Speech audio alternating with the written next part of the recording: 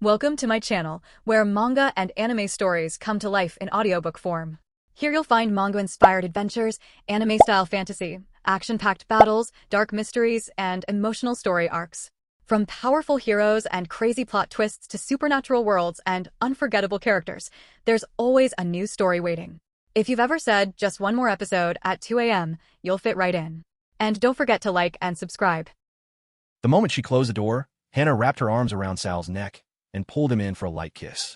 Sal was awkwardly holding 2 cups of coffee in his hands.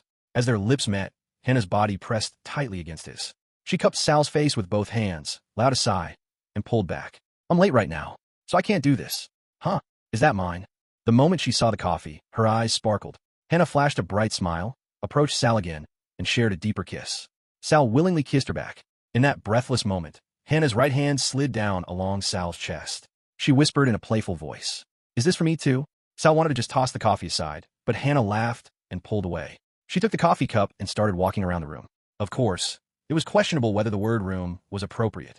The floor was completely covered with clothes and blankets, as if she had thrown down everything she had worn all week. When Hannah threw him a faint smile over her shoulder, Sal's heart began to race. I'm really late. Today is the external activity day. We have to leave in 10 minutes. She took a sip of the coffee and looked down at the cup with a strange expression. Walking back to Sal without a word, she placed the coffee in his hand and took the other cup. Making eye contact with Sal, Hannah cautiously took a sip. Then, she immediately broke into a huge smile.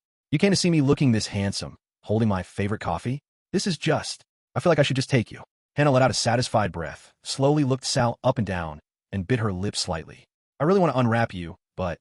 Sal laughed and pointed to the room. "You're late. I have an interview with the headmaster at 9, too. I just stopped by to apologize for last night." Hannah scoffed and pulled a white short-sleeved t-shirt over her head. It was a simple garment, but on her, it was eye-catching enough to make it hard to look away. "What apology? We aren't dating, and it's not like you have to come just because I'm bored. You were busy last night, and I'm busy today. We can just see each other when our times match. Could you toss me that jacket over there?" Hannah pointed to a gray school uniform jacket crumpled on the edge of the bed. As Sal picked it up, Hannah frowned and turned her head. Sal activated his ability and began the restoration process. Thanks to skipping ironing for several years, it was almost a reflexive action. In the blink of an eye, the jacket transformed, looking as neat as if it had just been ironed. "Here." Hannah accepted it, staring in disbelief before bursting into laughter. She came straight to Sal. "Can I ask for the pants too?" Then she grabbed Sal's empty hand and brought it to her hip. "Please."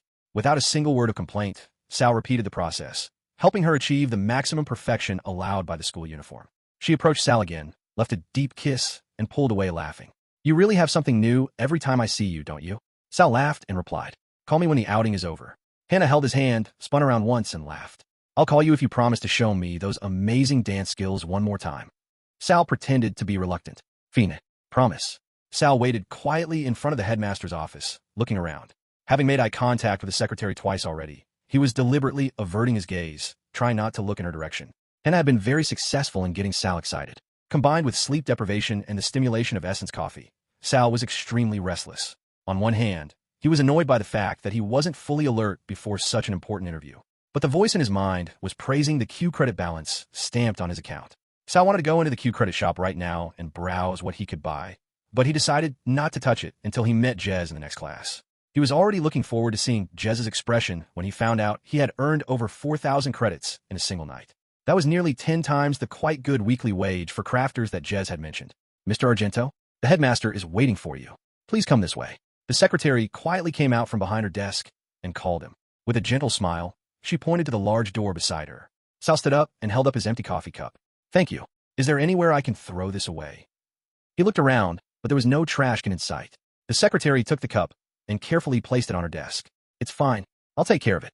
Then she walked toward the door, opened the left one, and gestured for him to enter. Sal bowed his head in thanks. As he entered, he immediately faced Quest sitting at his desk. "Salvatore, come in and sit." Before Sal had even taken a few steps, he heard the door click shut behind him. An inexplicable anxiety washed over him, but Sal dismissed it as fatigue. Entering the headmaster's office felt like getting scolded even if he hadn't done anything wrong. Quest tapped on the console on his desk. "Just a moment. I'm pulling up your profile." He smiled apologetically and manipulated the invisible screen with his fingertips. In the meantime, Sal sat back in the plush chair and waited quietly. A few more manipulations followed, and Quest soon let out a long breath and said, "The screen is a bit slow. Ah, there we go. Here it is. He looked at Sal with warm eyes. So how was your first week? Sal blanked for a moment before answering. It was good. Really good. I spent a lot of time in the workshop with Upgrade, and I learned a lot. Quest nodded, still smiling as he scrolled down the invisible screen. As a few seconds of silence passed, Sal began to wonder if he should say more. Quest suddenly frowned at something, then looked at Sal with puzzled eyes. About the sniper rifle, did you receive compensation from the Reavers Guild? I received a full report from Upgrade. That's why I scheduled this interview so quickly. Sal slowly shook his head. No, I haven't returned the rifle to them yet. Quest's expression grew more serious. He tapped the interface a few more times and muttered. Something strange. It says here that over 4,000 Q credits have been deposited into your account. And just over last night. As the person who designed this system myself, I really don't like seeing errors like this. The headmaster muttered in a half-apologetic tone, as if talking to himself, trying to figure out the cause of the problem. Only then did Sal nod and say, I didn't explain. I'm sorry. That's from the credit floor. Last night, I used my silver token to process 75 appraisal requests commissioned by the Reavers Guild. I just finished about an hour ago. Quest looked at Sal with a face of disbelief. 75? Overnight, Sal shifted awkwardly in his seat, feeling like he should explain. There's a limit on the exclusive appraisal time. Once that time passes, it goes to the internal appraisal team and the commission decreases. So I was trying to earn as much as possible before Professor Jez's administration class. Quest leaned back in his chair, looking lost in thought. Incredible. Honestly, you have far exceeded our expectations. So from now on, you need to be a bit more careful. He placed his hands on the desk and continued, choosing his words carefully. Upgrade, Martin and Gosha. You used your skill master ability on them, correct? If what you say is true, you untangled the knotted threads with that ability. Quest fixed his gaze on Sal and spoke in a weighty voice. I also checked the feedback left by Divinity Con. It's true that there was a noticeable improvement in abilities. But at the same time, there were side effects as their bodies tried to adapt to the sudden ability enhancement. Checking Sal's expression, Quest immediately reassured him. Don't worry, everyone will be fine. They will each undergo an adjustment process in the skill adjustment room for a certain period.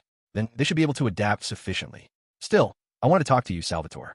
Starting next week, you will be taking Essence Control classes, and taking that class will help you understand this phenomenon much better.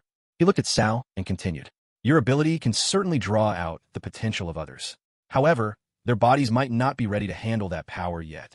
Sal felt his breath hitch. A cold anxiety washed over him like a wave.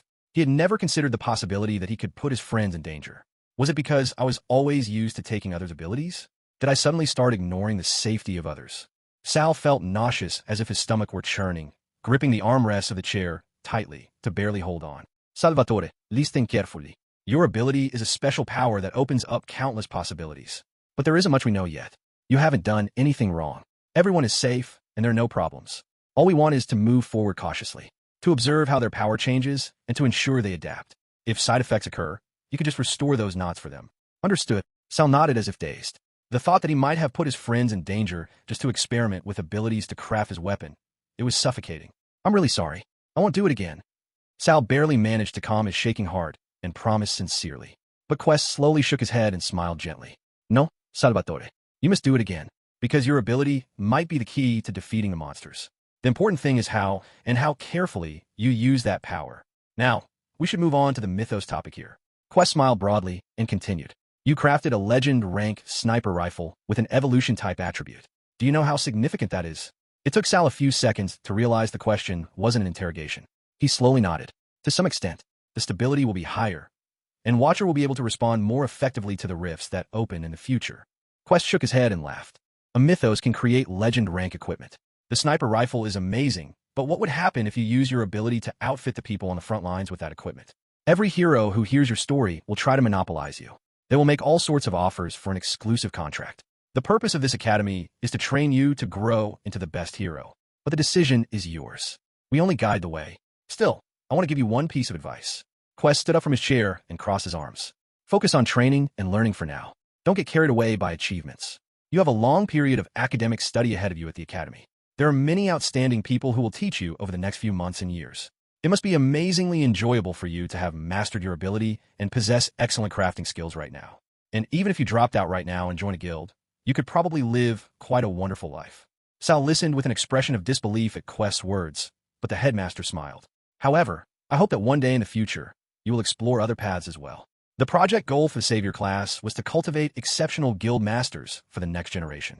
After completing the introductory classes and assignments, you will set a goal, which will be an opportunity to to choose your career path after graduation. My advice is not to just stay a crafter or appraiser, but to look more broadly.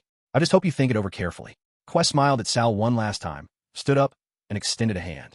Sal stood up, shook his hand, and mulled over the headmaster's words, feeling dazed inside. To summarize, Salvatore, refrain from ability modification, but continue crafting. Always be cautious and aim higher. I'll tell Joanne to schedule another interview next month. Have a good day today, understood? As the door clicked open, he saw the secretary, who had come in unnoticed, holding the door for him. Sal was lying in bed, staring at the ceiling. It had been quite a while since he had woken up, but judging by the lack of light coming through the glass wall, Saturday evenings seemed to have long passed.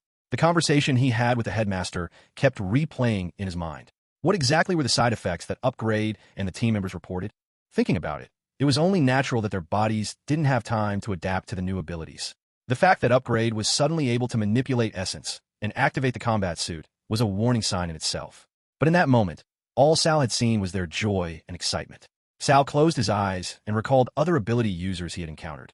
If I had untied the knots of someone with an explosive ability, could that person have been seriously injured or even died? If I had amplified a speedster's ability, could their body have handled the new speed? These gloomy thoughts eventually led to a truth he had long ignored.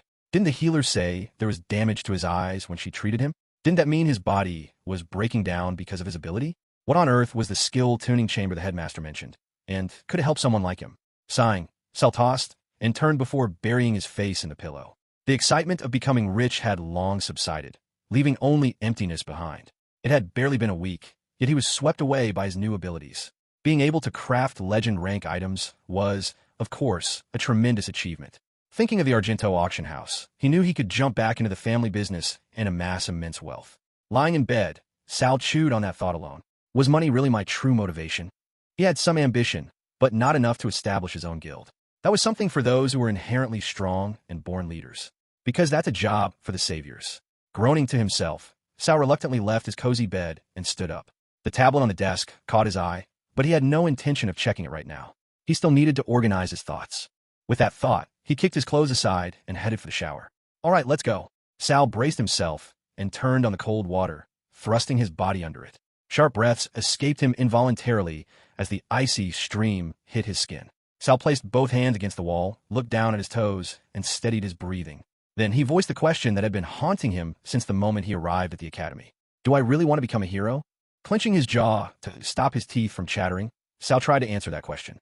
From the start, he intended to learn his ability properly and be recognized as an appraiser or analyst. He had come to the academy believing he would open a branch of the Argento auction house and live comfortably. But now he had an ability that could help others. He had no choice but to rethink his future. Could I sleep soundly at night, living as an auctioneer, knowing that my power could help thousands of heroes fight monsters? Working as a crafter was satisfying, but it was just suppressing his true ability. Sal turned the shower dial further, making the water even colder. Taking a deep breath, he realized he had never truly thought about his future. Just 2 weeks ago, I never even imagined I would become a crafter, and now it's become my main path. The Mythos crafter ability didn't even exist before I created it. So why am I letting that skill determine my future? Turning off the shower, Sal stood there for a moment, catching his breath. He had become crushed by the expectations suddenly placed upon him. Originally, his ability was Skill Master, not Mythos Crafter. Sal recalled the expression on Upgrade's face when he unleashed her ability. Of course, the guilt about the side effects still remained, but the pure joy and wonder on her face was a scene he would never forget. It was something he had created with his own power. It wasn't a patchwork of stolen skills. Sal took a towel from the rack. Then, suddenly, the idea of becoming a guild master as a supporter class made him laugh hollowly, and he stopped drying himself. Supporters don't become leaders. They advise, support, assist. They are responsible for everything in the background. He had been confining himself within the box of a supporter, simply because it was the path his parents had walked, and his ability seemed to fall into that category. Even at this moment, the abilities of crafting and skill master clearly belonged to the supporter class. Upgrade's lecture had given him a great stimulus. He felt the clear boundaries between job classes among the students. The supporter class was considered inferior to other classes simply because of their numbers. As if, while numerous useful roles and positions existed for the future of humanity, the supporter class was a miscellaneous category for people who weren't immediately needed. As that thought solidified, Sal gritted his teeth. Attackers, defenders, controllers, healers. These were all valuable resources that guild scouts drooled over. On the other hand, supporters were beings barely picked at the very end of recruitment. Of course, Mythos Crafter was such a unique skill that it might rise to the top of the recruitment list. But what about me as an appraiser? Would guilds choose me? Or would they choose Dominic Walters of the Defender class? What about Hannah? She's also a Defender class. Would she get into a guild before me? Saul had spent his life learning to appraise the value of objects, but now he was appraising the value of people. Did Quest think the same thing? Is that why the Savior class was created? To provide a stage for talented supporters to prove their capabilities? Why didn't Upgrade belong to one of the top guilds? She is clearly a hero and possesses tremendous ability as a crafter. Is it really best for her talent to be used to teach others? Sal's indifference was gradually turning into irritation as he thought about the gap between classes. With a towel wrapped around his waist, he found a tablet on his desk and opened the guild directory. After adjusting the filters by function, his expression grew darker as he looked at the search results. Active guild count, 384. Sort by function, supporter, status, active, academy approved. Yes. Open for recruitment. Yes. Search results, total 13. 1. Agricultural essence, grade 4. Agriculture/food and beverage service. 2. Amplitude, grade 4. Skill assessment service. 3. Evaluator, grade 4. Appraisal service. 4. Bureau, grade 3. Administration/research service. 5. Conscription, grade 4. Hero recruitment/talent scout service. 6. Fabrication corp, grade 3. Crafting/commission service. 7. Credit floor, grade 3. Auction/appraisal/commission service. 8. Domain repair, grade 3. Construction/restoration service. 9. Halo kit, grade 4. Emergency treatment service. 10. Premier recruit, grade 5. Hero recruitment/talent scout service. 11. Traverser, grade 4. Delivery/transport service. 12. Utility plus, grade 4. Crafting/commission service. 13. Wreckers, grade 3. Demolition/construction/restoration service. Sal looked at the list with disbelief. Even with over 300 active guilds registered, there were only 13 supporter class guilds that were viable options for graduates. There might be many companies or businesses that hired supporter personnel, but these are the only ones that granted them the title of hero. Sal tried changing the filters this way, hoping for different results, but the situation was even more disappointing. It was truly a harsh, competitive environment for the supporter class. How long had he been scrolling through the guild list? Even so, his mood did not improve. Eventually, he put down the tablet, returned to bed, and lay down staring at the ceiling. If he had been engulfed in guild earlier, this time was a little different. Quest was a figure who, as a supporter class hero himself, had established an academy for the next generation of heroes, and that Quest had advised Sal to consider the guild master track. Sal felt like he could finally understand the reason why. Biting his lip and shaking his head, Sal fell into thought again. Then he mulled over the question he had asked himself earlier. Did he really want to become a hero in the first place? Sal pondered deeply about his future. How could you forget to eat all day? Divinity asked incredulously, but Sal just shrugged as he stacked his empty trays. After the interview with the headmaster, I went to my room and slept. Woke up and just slept again. Sal mumbled as naturally as possible words that even he couldn't accept. Divinity shook her head as she placed her half-eaten salad on his tray. Did you stay up all night again? You're going to completely burn out if you keep doing that. Her face was full of worry. I know. I'm going to take it slow. How much time do we have left? Divinity took out her tablet, checked quickly, and said, we should get going now to arrive on time. She looked at Sal with a slightly sheepish smile. Are you nervous? I'm a little nervous. Sal waved his hand back and forth and answered vaguely. A little? I still feel dazed from the conversation with Headmaster Quest. Divinity playfully nudged his side with her elbow. You have nothing to worry about. The side effects are just a little headache and fatigue setting in quickly. Now that the threshold is higher thanks to you, we just need to relearn it. And from now on, I just have to sit in the skill tuning chamber and do nothing but endure. It's a total piece of cake. Sal smiled. Wait a second. The headmaster mentioned it, but I don't know what it is. What exactly is a skill tuning chamber? Divinity looked at him with a mix of amusement and disbelief in her eyes. I can't tell if you're bragging that your ability is all natural right now, or if you genuinely don't know. But seeing the 100% pure blank expression on Sal's face, Divinity burst into laughter. Remember the space where we fought during combat class? The one that blocked all essence and prevented us from using abilities. Sal shuddered. Divinity smiled slightly at his reaction. The skill tuning chamber is the complete opposite of that. It's a small, one-person space filled with essence. I've been using it for years. It helps increase essence control and see deeper into the future.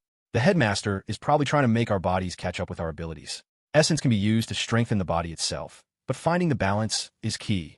Just as Sal was about to ask another question, Divinity spoke first. We have a skills class tomorrow morning, right? You'll probably learn more about the skill tuning chamber there. Anyway, what's your favorite class you've taken so far? And why is it the crafting class? She laughed as they walked together toward the Sky Lounge. I like the crafting class. Upgrade is fantastic too. But the most interesting one so far is the administration class. I'm also looking forward to the analysis class. Divinity shook her head without a word, but Sal didn't let it slide. What? Why are you like that? Tell me. She glanced at him with an expression, asking if he really wanted to know. But Sal was already full of curiosity and couldn't back down. Divinity sighed. Remember when you created the Mythos Crafter ability? In countless hypothetical scenarios of the future, we used to talk about the best abilities. In the end, it was concluded that upgrade skill was your favorite, right? Sal nodded slowly. He wondered where she was leading the conversation. Divinity pointed at him with a playful yet serious expression. So don't blame me later if you see that person's ability and get shocked. You were the one who decided you liked Upgrade's ability more than his. Sal had more than one or two questions. Seeing his expression, Divinity eventually burst out laughing, breaking her fake solemnity. When he kept pressing her, she laughed and told him to calm down. You mentioned the analysis class. I don't know who the instructor for that class is either, but that person's ability is really similar to appraisal. In hypothetical futures, you always excitedly said that ability would create tremendous synergy with yours. But at the same time, you said you hesitated because it was too familiar territory. Divinity raised a finger and pointed at him accusingly. So don't blame me if you get excited and explode with admiration later. Got it? Mythos Crafter is way cooler.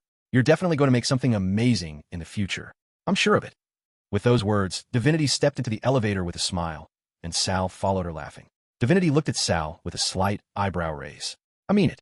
I don't even need to see the future. You're going to use this ability for amazing things. Believe me. Sal shrugged and smiled brightly. He didn't really answer until the elevator reached its destination. Wait, why are you smiling? Did you make something already? Sal turned his head and smirked at Divinity. Weren't you curious why I untied the knots for upgrade, Martin and Gosha?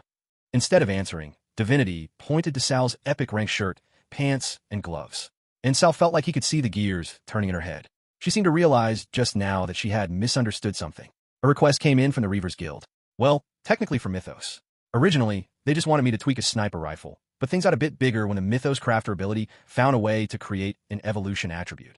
Enjoying the surprise and shock on Divinity's face, Sal wanted to add one more punch. As the elevator doors opened revealing the Sky Lounge, Sal added one last remark. For your information, it's legend rank. A legend rank. Divinity's shout rang out the moment the door opened. Every eye in the Sky Lounge turned toward them. Sal bit his lip hard to suppress a laugh. It was because Divinity's face had turned beet red in an instant.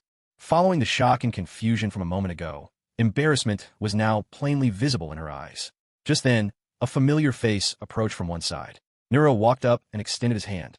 Thank you both for coming. Let me introduce you to everyone. He moved his tall frame gracefully and gestured toward the group sitting down. Some of them were standing up. Everyone, this is Salvatore Argento and Divinity Khan Quest, and I thought these two would be a great fit as new members of the Doom Society. Please give them a warm welcome. A few people nodded in greeting, and a couple smiled and walked forward. Nero pointed to the person who approached first and turned to Divinity. This is Scry. He's played a key role in the Doom Society for the past few years. He possesses a precognitive ability similar to yours. There will be plenty of time to talk later, so let's just keep today for getting to know faces, all right? The last remark was clearly directed at Scry. Scry looked slightly disappointed, but Divinity looked extremely excited to meet him. Before Nero could even react, she was already bombarding the hero, who had a somewhat scruffy appearance, with questions. Scry looked at Nero as if asking if it was okay to start a conversation, and Nero finally waved his hand in resignation and nodded. Make sure she gets to meet the others too, okay? Divinity clapped her hands in excitement and sent an exhilarated look towards Sal. Scry and Divinity, already deep in conversation, moved toward the bar, exchanging gestures and expressions. Nero shook his head and sighed. I can't see the future, but I knew that would happen. Then he turned to Sal and pointed to the person standing next to him. Sal, let me introduce my friend. This is Harlan Geist, the best monster profiler among us. If you have any questions about monsters, he's the one to ask. Harlan, this is Salvatore Argento. The two shook hands, and Harlan smiled warmly. I heard from Nero. You registered for the analysis class? You'll probably be dealing with a few cases I created. I just hope you don't end up hating me for it. Sal laughed and shook his head. I'm really looking forward to the research. Nice to meet you. Nero gave him space to talk briefly, then after a while, said they should continue the tour and bid Harlan farewell. Harlan nodded and went back to the group. Nero gave Sal a slight wink. You scored big points thanks to registering for the analysis class. If Harlan Geist likes you, he might invite you to his master class. It's an invitation-only class, and taking it opens up a lot of possibilities. Keep your grades up in analysis, and you'll keep his attention. Sal nodded, watching Harlan walk across the lounge. Neuro continued the tour. He gestured to someone leaning back in a leather armchair. This is Liam Payne, codename Pulse. He's been collaborating with us for years. He has excellent insight into changes in environmental essence. When Sal extended his hand, Liam grasped it with a bright smile. Neuro always explains things complicatedly. Simply put, I can detect towers, dungeons, and dimensional rifts before they occur. Neuro burst into laughter. Fine, if you want to put it that way. He can even judge the danger rating of such structures. So he's the best risk assessor among us. Liam pointed to a girl sitting alone across the room. But Dawn shouldn't hear that. She might send one of her summons to kill me. Just as Sal was about to turn his head, a small chirping sound caught his attention. A small bird, glowing as if made of otherworldly energy, was sitting on Neuro's shoulder. Liam grinned broadly. Too late, Neuro. You're done for. Sal wanted to ask what was going on, but before he could, the bird spread its wings and flew over to where Dawn was sitting. She was already watching Neuro. A mischievous smile played at the corners of her lips. Neuro sighed and pointed at Dawn. I guess we can move straight to the next introduction. As they walked over to where Dawn was sitting, she looked at them with a smile. A little bird told me something, that you were lying. Her brown eyes turned to Sal, who was standing awkwardly. Ah, are you the kid who sees the future? Risk assessors should stick together. I'm Dawn. Nice to meet you. Sal pointed to Divinity across the room. That's my friend over there. I'm just an appraiser. Neuro chuckled, looking at Sal with a playful expression. Quest already told everyone everything. We all know you're not just a simple appraiser. At that, Dawn's eyes sparkled as she jumped up. Ooh, so you're that skill master? Before Sal could answer, Neuro made a gesture of trying to run away with Sal. He feigned a surprised expression at Dawn and said, Oh my, your birds didn't tell you that? Sal wondered for a moment if there was tension between the two, but he relaxed as a playful smile soon spread across Dawn's face. Just as Neuro was about to introduce the next person, the elevator doors opened again with a ding. Everyone's eyes turned toward Quest coming out of the elevator. Following him were a black-haired girl in a black uniform and a tired-looking man in a white lab coat. Quest didn't delay, gesturing for everyone to sit as he walked quickly between the seats. Thank you all for waiting. I apologize for being a little late. I hope you've all met our amazing new candidates, Salvatore Argento and Divinity Khan. Quest spoke quickly as he sat in one of the high-backed leather chairs. Seeing that a few people were still standing, he gestured around. Come now, don't be shy, have a seat. We have a lot to cover today, so get comfortable. Neuro and Sal sat side by side on an empty sofa. Liam Payne sat next to Sal and gave a brief smile. Across the lounge, both Divinity and Scry sat down with excited smiles. Sal wasn't sure if that was a sign of what was to come, or if they were just happy to have met each other. Quest raised a hand to point at the two people who had come down with him. This is Anna Sakura, one of the newly elected saviors from the third year. And as most of you already know, this is Dr. Bob. He's our Academy's exclusive medical staff and can heal almost anything. I invited them to properly demonstrate the abilities of our two new talents. Sal glanced at Divinity. She still looked excited. Is there another schedule I don't know about? He hadn't heard anything about an ability demonstration. At that moment, Neuro leaned forward slightly and whispered, Don't worry, they just want to see your ability in action. Quest stood up again not long after sitting down. Salvatore, if you don't mind, could you come forward? I'd like Divinity to join you as well. Sal and Divinity moved to the spot Quest indicated. He pointed to another person and said, Recall, stand over here, and Anna, stand behind Sal. That should be perfect. The arrangement seemed somewhat awkward. Sal grew increasingly anxious at the fact that a third year was standing right behind him. As if noticing his discomfort, Anna tapped him lightly on the shoulder. When Sal turned around, she was smiling gently. I'm here to protect you, so feel free to use your ability to your heart's content. Sal nodded, muttered a small thanks, and looked forward again. Divinity was looking at him with a bright smile. Everything's going to be fine, Sal. Don't worry. Dr. Bob on Sal's right, Recall on the left. All right, now we're ready. Quest nodded after checking the composition and clapped his hands. Salvatore, can you recreate that moment when you saw the future? Dr. Bob will continue to assist with healing throughout the process, so there will be no problems with your body. Ah, and you remember this. Quest smiled, reached out, took out a core, and handed it to Sal. It was an epic rank core, the very same one Sal had first restored in the workshop. Quest smiled at Sal, as if to reassure him.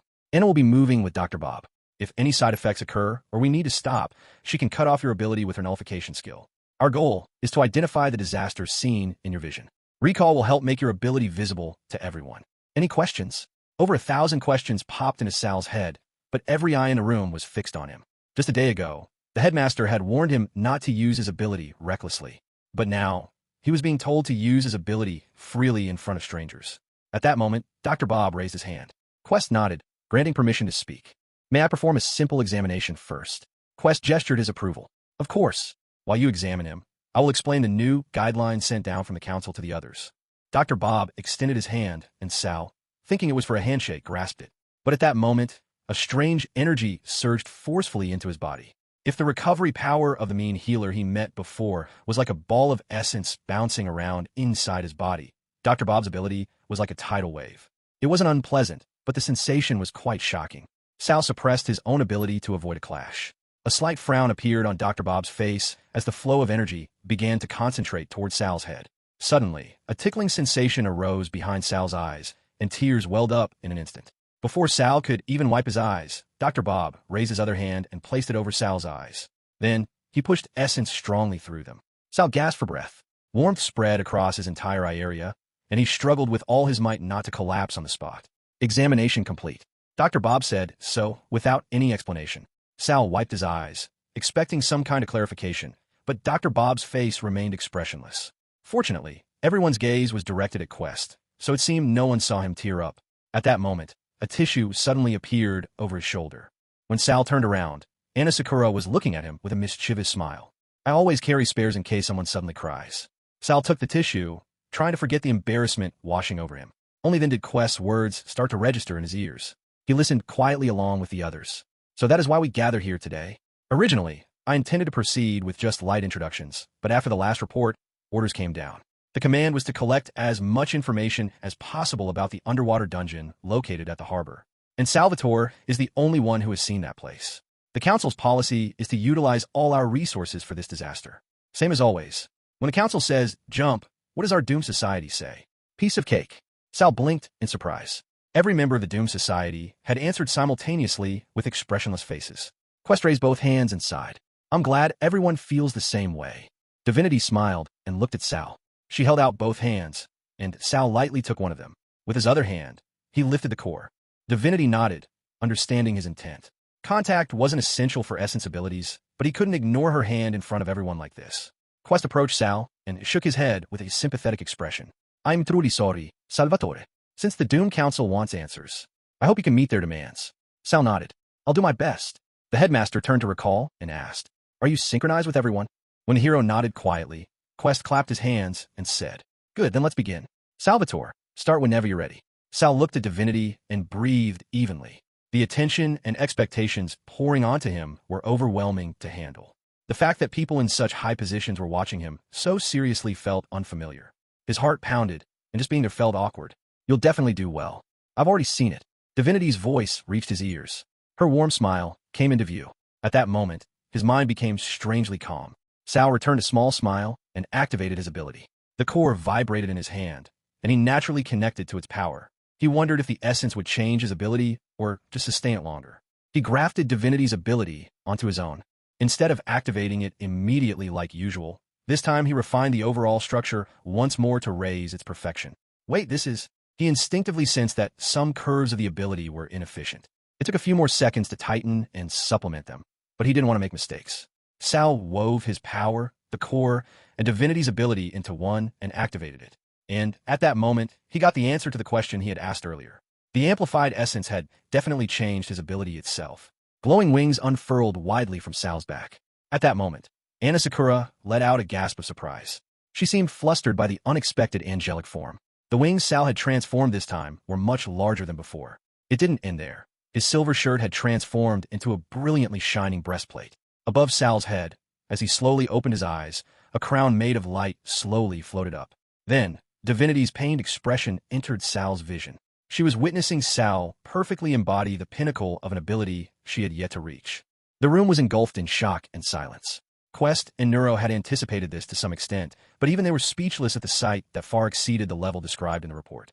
Harlan, Dawn, and Liam were the same. The angelic form created by Divinity's ability. They were mesmerized in awe and wonder. I don't think any blood is flowing to my hand. Sal murmured quietly. Only then did Divinity's surprised expression turn into a gentle smile. She gently released Sal's hand. Will you guide me, Divinity? Sal asked as he began to see the future. Divinity nodded, activating her ability. Anytime, Sal found himself once again in a dense forest of trees. He recalled the countless techniques and principles he had learned from Divinity, but trying to recall them all at once felt like it would overload his senses. Just then, a beam of light illuminated one of the trees below. He could feel Divinity's power guiding his ability. As Sal was about to examine the tree, another energy touched him. Instinctively, he knew the power belonged to recall. Sal did not reject the energy, but ignored it. Right now, he was following the path divinity was showing him. She was scanning each tree at tremendous speed. Inwardly, Sal wished divinity could control his ability directly, but he knew that was impossible. When a multitude of energy signals stopped, only a single tree continued to shine. Divinity had found what they were looking for. Just like last time, Sal started from the base of the tree and looked up to where they were currently positioned. A significant portion of the tree trunk corresponded to the present time. Branches and twigs extending here, and there represented various variables. Sal tried to examine a few branches first, but the information unfolding before his eyes was utterly incomprehensible. A vast expanse of water, a group of swimming heroes, and underwater combat. There was too much to see, and Sal struggled to focus his mind and return to the main branch. Realistic scenes unfolded before his eyes, and each vision seemed ready to spiral out of control if he let his guard down, even slightly. Every detail was vivid, but that made it all the harder to handle. "You're doing great, Sal." Divinity spoke softly, helping him maintain control. So try to play the scene slowly. That way, they would have time to interpret the meaning. Just then, Recall spoke from his side. "Just focus on gathering information. I'll slow it down and analyze it later."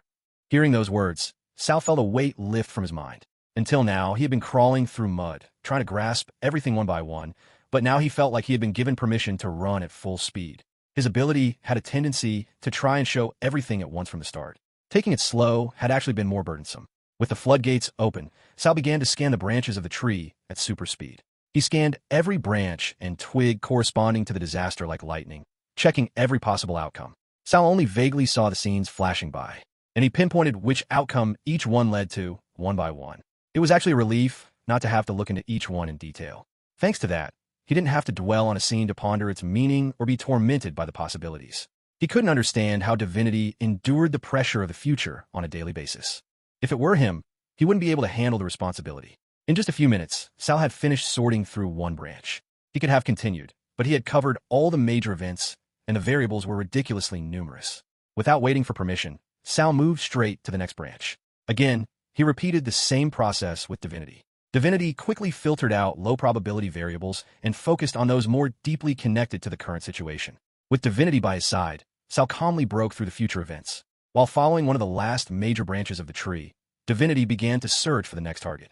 Surprisingly, the location she pointed out was a completely different area from where Sal had been examining so far. To rejoin her, Sal had to travel quite a distance. Almost reflexively, Sal began to go through the procedures from the beginning, examining new events. Then, he was surprised to realize something. He was gradually getting used to this new power, and his control over the scenes was deepening. Thanks to that, much more information was unfolding before his eyes. No matter how fast he moved, he could capture parts of the scenes amidst the flashing colors. At that moment, divinity squeezed his hand tight. Sal immediately slowed his power in response to her reaction and turned his gaze to the scene she was watching. Through the fog, a single scene appeared. At its center were the two of them, Sal and divinity. Screaming civilians, dying students, and humanoid monsters. Panicked, Sal lost his grip on the scene, and it rapidly jumped forward. Death and destruction poured out. He saw Sinclair dying, shouting at them to run away. "What is this?" Sal asked in a trembling voice, overcome with emotion. He hurriedly rewound the scene to before the event. There, he saw himself standing with unfamiliar students.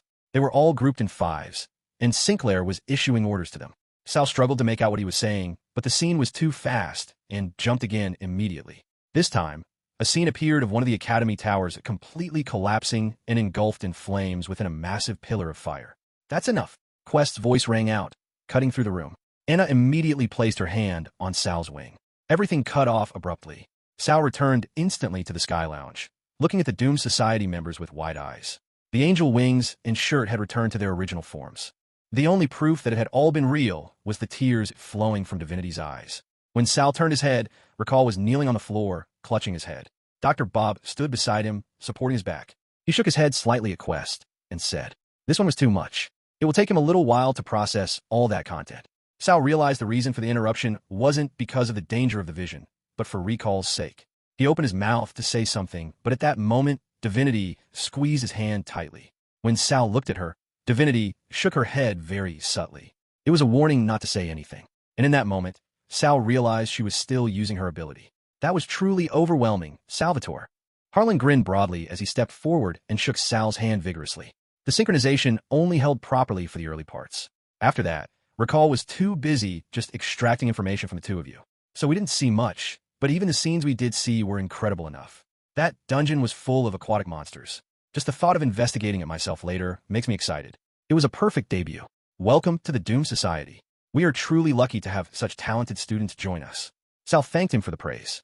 From a distance, he saw Neuro give him a thumbs up. Just then, as Liam and Dawn quickly approached to talk to Sal, Quest intercepted them with an apologetic smile. Could you give us a moment to talk amongst ourselves? The two retreated obediently. How are you feeling, Salvatore? Are you hurt anywhere, or feeling fatigued? Once Recall's treatment is done, you can get a checkup too. Quest carefully examined Sal's expression, checking his condition. Sal was surprised by the unexpected consideration, but he smiled and shook his head. I'm fine. The core did most of the work. Quest let out a sigh of relief and led Sal a little away from the others. Once there was a suitable distance, Quest chose his words carefully. Salvatore, the Doom Society plays a very important role here. We report directly to the Doom Council, which sits at the top of the food chain. And now, you and Divinity have entered their sights as well. Belonging to this organization is no simple matter. You might end up working with us over the weekend to build trust.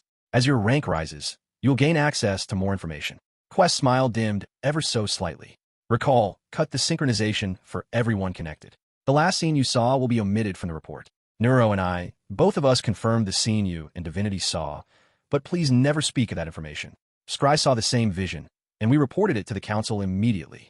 Countermeasures are currently being prepared. Quest's voice remained low and cautious. Sal couldn't understand why he was sharing this with him privately. But shouldn't we discuss it all together? Sal asked genuinely.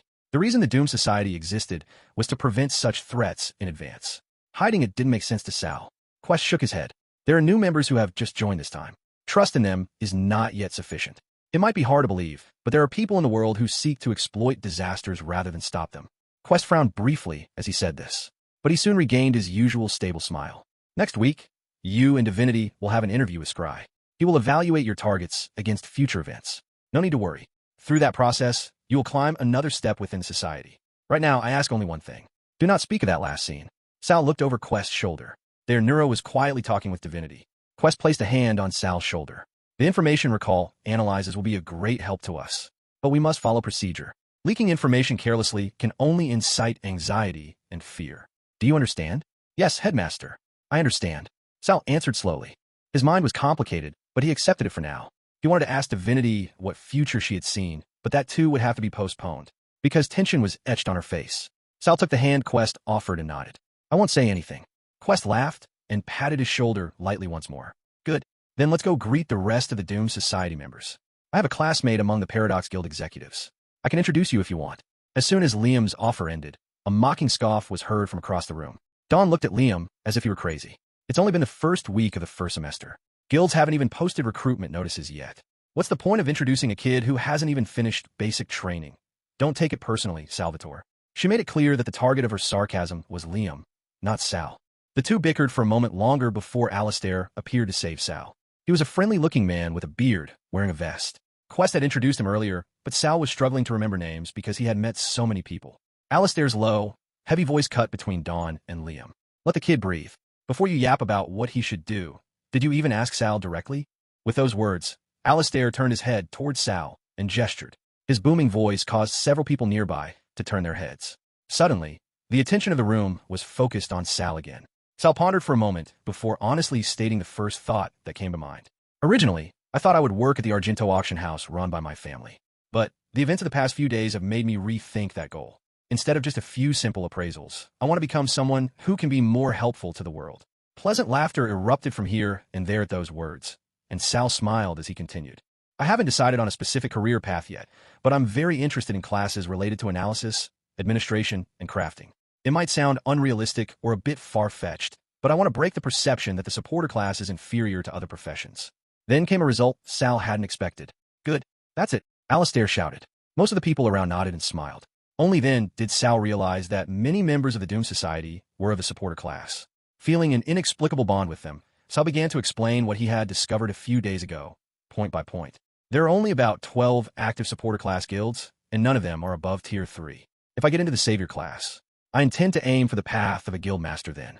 Honestly, Sal expected ridicule or snickers if he revealed such aspirations. Considering it was only the first week of the semester and the reality that most students drop out, his words could have sounded like an unconvincing dream. However, Alistair crossed his arms and grinned at Liam. Forget it. You can keep your paradox introduction.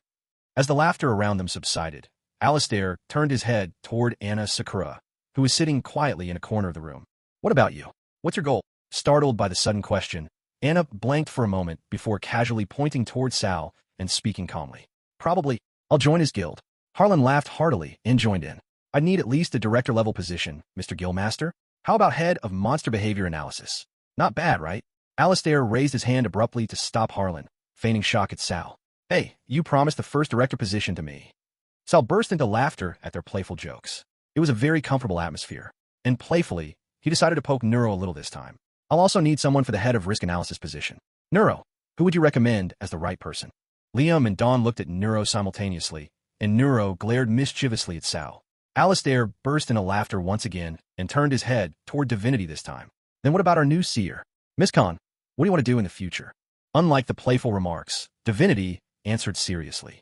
Vice Guild Master of Tier 1 Guild. I'll learn everything I can learn there, earn everything I can earn, and then move to Sal's guild to raise its tier. From across the lounge, Anna Sakura raised her hand. That's a much cooler answer.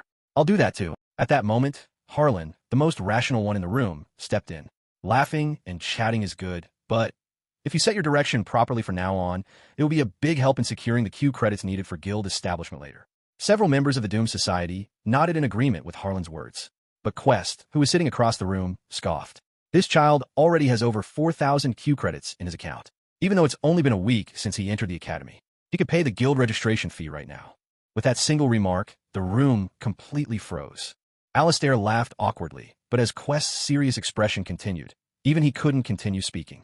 Anna, Sakura, Divinity, and even Neuro looked at Sal with blank eyes. With all eyes on him, Sal tried to brush it off lightly, even if forced. Well, to hire all these illustrious people, I need to earn at least that much every week. At that moment, Alistair's arm draped over Sal's shoulder and hugged him tight. Quest, he's ours, so don't you dare talk about expulsion. As the evening deepened, Quest, Divinity, and Anna Sakura left first with some Doom Society members. Sal was still sitting at the bar. Next to him were Harlan, Alistair, and Neuro. Liam had quietly exited when Neuro brought out a bottle of whiskey from somewhere. Sal felt like he didn't belong here and tried to stand up, but the three of them stopped him. Thanks to that, Sal decided to listen to their stories with a much more comfortable mind. Neuro poured a glass for each of them and said, So, how was the gathering today? Alistair smiled and shook his head. Do you really need to ask? Why don't you just read minds? That will be much faster. Meanwhile, Harlan paused as he took the glass from his lips. Wow, this is amazing. Good choice, Neil. Neuro sat down, making a comically exaggerated half salute. Sal looked at Neuro, his glass untouched, and said, It was quite burdensome at first, but now that I've become best buddies with Alistair, I think it was totally worth it. At those words, Alistair laughed heartily and patted Sal on the shoulder. You're not going to mention that? He had two girls tell him they'd follow him to his guild today. Supporters these days are really something else. Harlan shook his head and smiled wryly, turning towards Sal. Have you thought about how you're going to spend all those Q credits? Neuro and Alistair also looked at Sal with curious eyes, and Sal shrugged. For now, I don't intend to use them until I submit them for appraisal to Jez during administration class. After that, actually, I don't think external activities suit me. I'm reluctant to go out and fight monsters or deliberately throw myself into danger.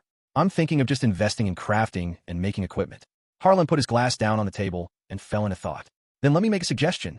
As Quest said, you already have a fund for guild registration. But that's literally just the final step. What you need now is to set aside a certain amount for course selection. Neuro and Alistair nodded in agreement. Harlan continued his explanation. Right now, you're taking 6 basic classes: survival, combat intro, combat, analysis, administration, and crafting. Upgrading these to intermediate level costs Q credits, and the same goes for advanced. There are also classes that require master classes. Especially if you want to become a guild master, you'll definitely need to take them. Alistair turned his body and chimed in. When a master class opens, you have to take it no matter what. If you complete it, you get a certificate, and that boosts your value as a hero. Every guild has a checklist they use for evaluation, and the higher the tier, the more they demand. And the problem is that master classes don't have a set schedule. They open without notice whenever the instructor is available. Suddenly an assassination masterclass opens, but the tuition is a whopping 2,500 Q credits. Things like that.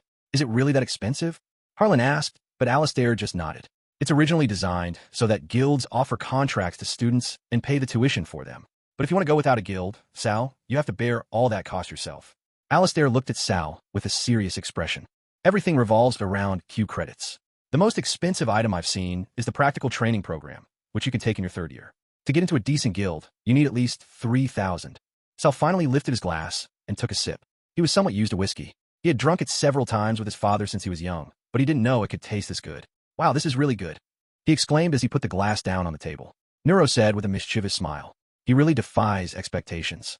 I thought there was more than a 50% chance you'd throw up. Sal burst into laughter and leaned back in his chair.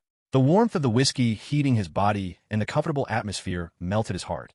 The stories of Harlan, Alistair, and Neuro gave him much to think about, but they weren't just heavy topics. Then, is there something like a Doom Society discount when taking masterclasses? Sal asked jokingly and laughed, and he thought the others would laugh along.